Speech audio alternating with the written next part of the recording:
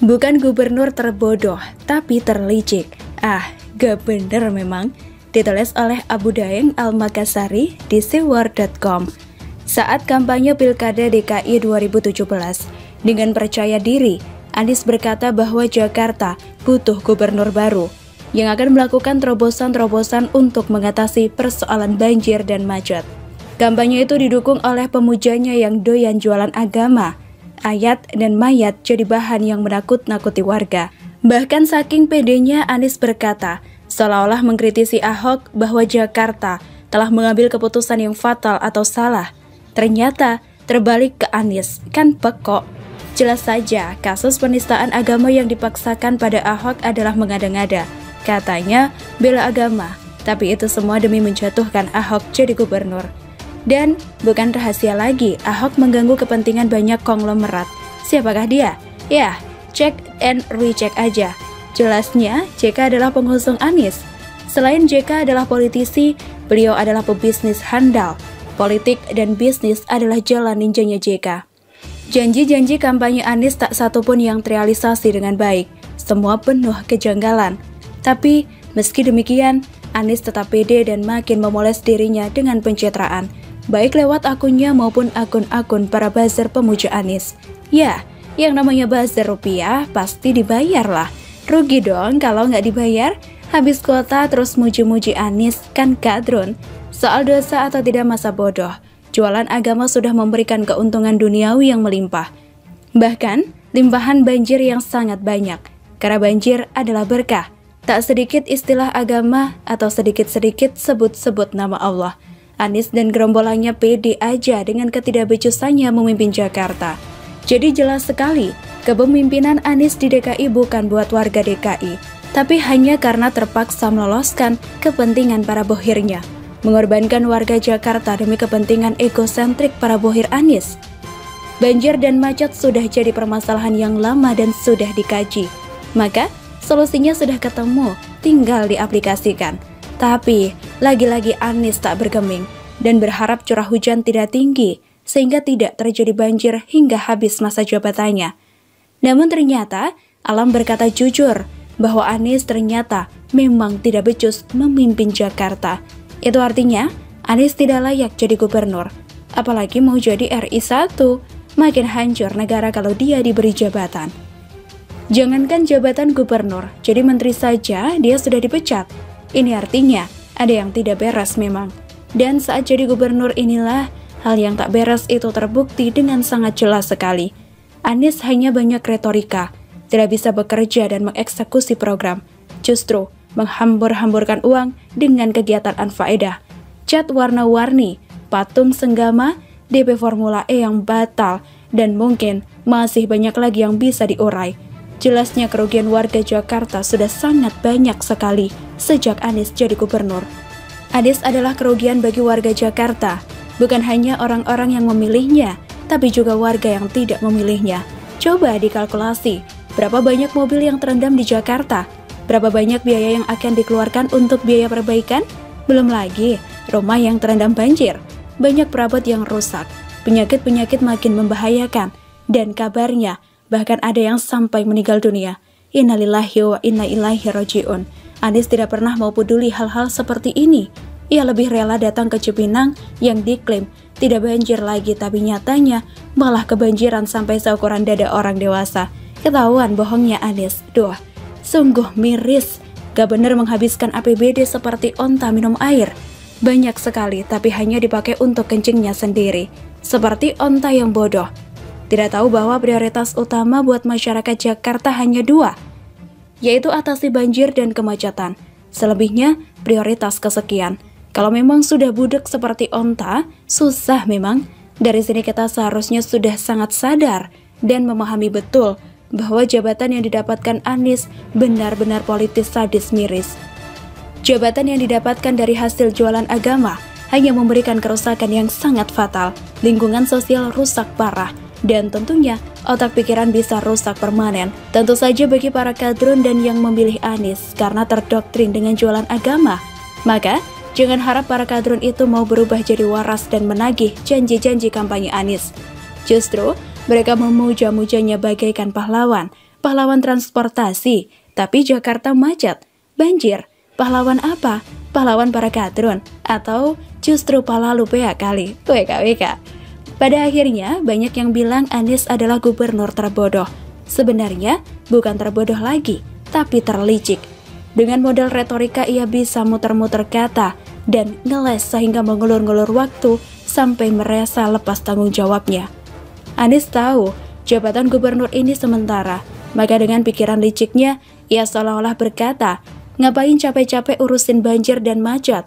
Biarin aja, nanti gubernur berikut yang jadi bebannya. Yang penting, aneh main pencitraan aja, supaya bisa naik ke level atas. Kesempatan tidak datang 2 kali kan? Terlalu banyak kejelekan dan kebobrokan yang bisa dituliskan tentang Anies.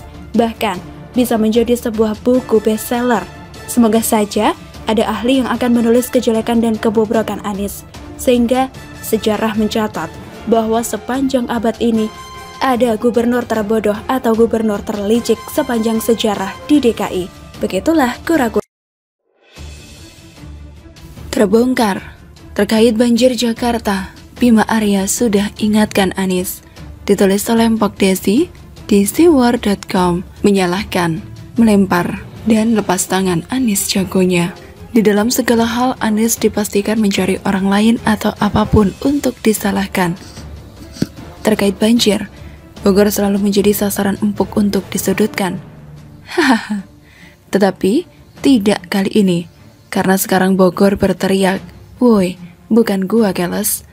Menurut Bima Arya, Wali Kota Bogor, dirinya telah mengirim surat kepada Anies Baswedan, Gubernur DKI Jakarta, mengenai ekspedisi Kali Ciliwung mulai dari Kota Bogor hingga pintu air Manggarai Jakarta yang dilakukan pada 10 hingga 11 November 2020. Hasilnya, ditemukan banyak bangunan liar, sampah, limbah, dan pendangkalan di sepanjang Sungai Ciliwung menuju DKI.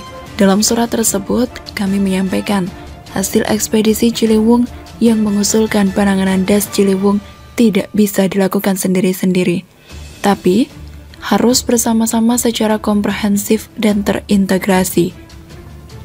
Ujar Arya di Kota Bogor, Minggu 21 Februari, dikutip dari cnnindonesia.com.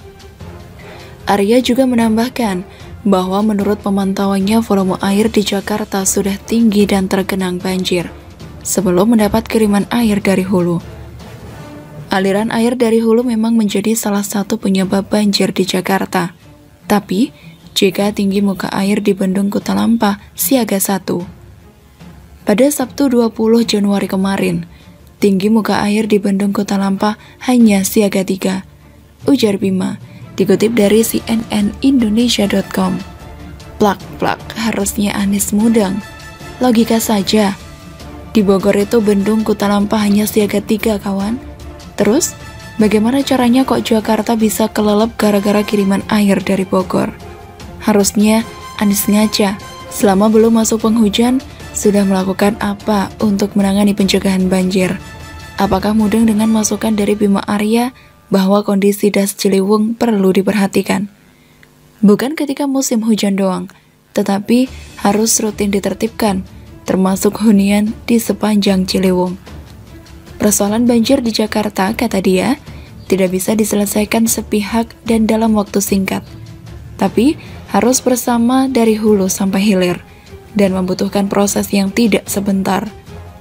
Penanganan persoalan banjir di Jakarta tidak bisa parsial dan temporer saat musim hujan saja, katanya dikutip dari cnnindonesia.com. Ini senada dengan yang dikatakan oleh Ahok beberapa waktu lalu, bahwa untuk mengatasi banjir Pemprov DKI mesti membenahi daerah aliran sungai atau DAS. Normalisasi daerah aliran sungai atau DAS, kalau mau dikembalikan ke bentuk semula, DAS atau tempat jalan air yang maksimal, semua bangunan yang terpaksa di daerah DAS kena bongkar, kata Ahok saat dihubungi Sabtu 20 Februari 2021, dikutip dari detik.com. Dubrak, justru inilah persoalannya. Anies kejebak dengan janji kampanye tidak mau gusur-gusur. Hehehe, kan Anies orang baik dan sabar. Makanya, warga Jakarta disuruh sabar nungguin air masuk ke bumi. Jadi, ini bukan soal ribut antara normalisasi dan naturalisasi, melainkan ini soal sabarisasi.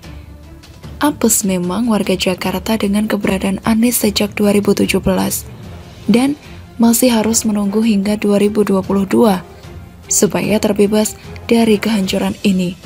Banjir satu dari maha benar Anies yang selalu memilih solo karir dalam keputusannya.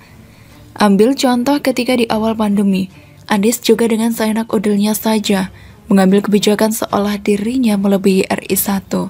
Lalu, kini ketika Jakarta kebanjiran, kembali dengan enaknya Anies teriak ini salah Bogor, salah Depok. Pertanyaannya, Anies sudah buat apa di Jakarta untuk mencegah banjir?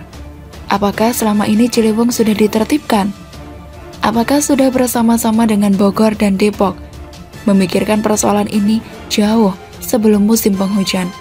Buktinya, Bima Arya sendiri sudah mengingatkan Anies dan sudah mengajak untuk bersama-sama mengatasinya. Keseriusan Anies untuk memikirkan banjir Jakarta sudah terjawab. Tidak ada. Padahal, jika dirinya niat, tinggal meneruskan apa yang sudah dirintis pendahulunya. Tinggal nerusin doang. Tetapi, buktinya di dalam APBD DKI, anggaran penanganan banjir saja dipangkas oleh Anies. Lalu, anggaran normalisasi Kali Ciliwung dikurangi dari semula 850 miliar rupiah menjadi 350 miliar rupiah. Simpel dan gampang banget orang awam mengerti. Tidak ada keseriusan Anies menangani banjir. Aromanya sih, Anies menghindari menggusur warga di sepanjang Kali Ciliwung, yang artinya Anies menjilat janji kampanye. Terus puyeng, itu warga mau dipindahkan kemana? Mau ke rumah susun? Rumah susun siapa? Lah rumah DP 0% janjinya sendiri saja tidak terpenuhi. Puyeng, memang puyeng kemakan omongannya sendiri. Inilah contoh pemimpin yang modalnya ngoceh. Bosen setiap kali banjir bingung, bukannya introspeksi diri, justru ngawur menyalahkan Bogor. Kocak, pemimpin kok kayak bocah, bisanya cuma menyalahkan doang. Buktinya tuh terbongkar, Bima Arya sudah pernah ingatkan sampean, mau ngeles apa lagi,